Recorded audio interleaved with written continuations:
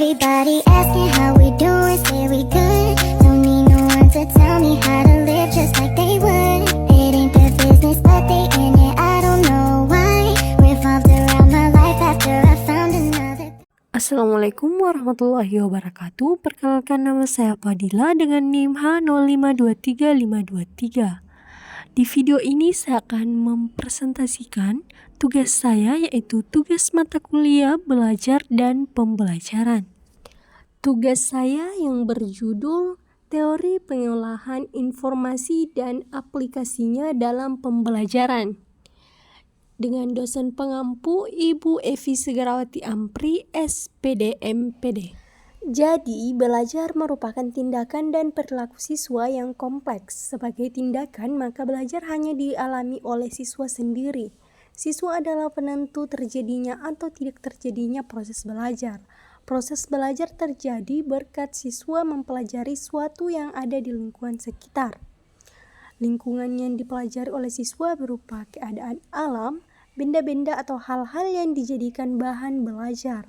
Tindakan belajar dari suatu hal tersebut nampak sebagai perilaku belajar yang nampak dari luar. Pengertian dari belajar sangat beragam.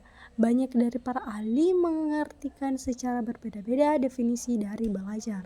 Sebagaimana kita ketahui bahwa belajar merupakan hal yang penting dalam bidang pendidikan.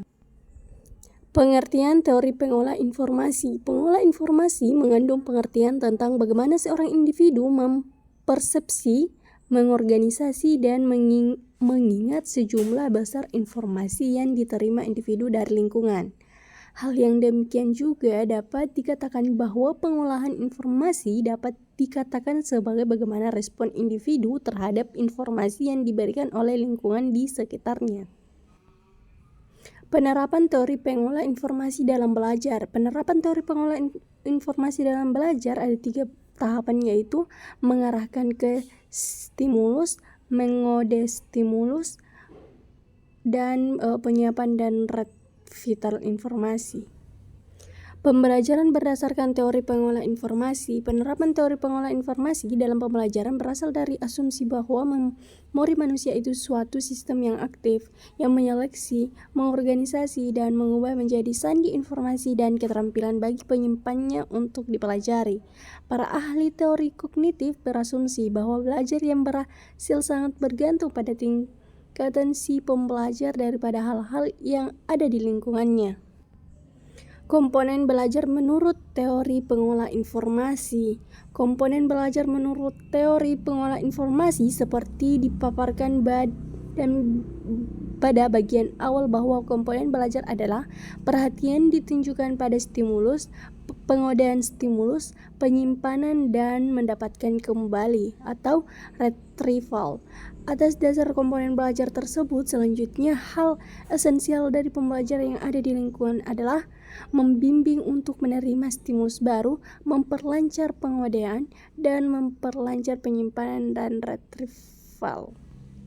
Jadi bisa disimpulkan bahwa berdasarkan pada penjelasan-penjelasan di atas, kami dapat menarik beberapa kesimpulan, antaranya yaitu pengolahan informasi mengandung pengertian tentang bagaimana seorang individu mempersepsi, mengorganisasi, dan mengingat sejumlah besar informasi yang diterima individu dari lingkungan. Yang kedua, dalam teori pengolahan informasi terdapat asumsi-asumsi tentang apa, bagaimana, di mana bisa terjadi teori tersebut. Yang ketiga, terdapat 3 unsur struktur memori, yaitu pencatatan, penginderaan, penyimpanan jangka pendek, dan penyimpanan jangka panjang.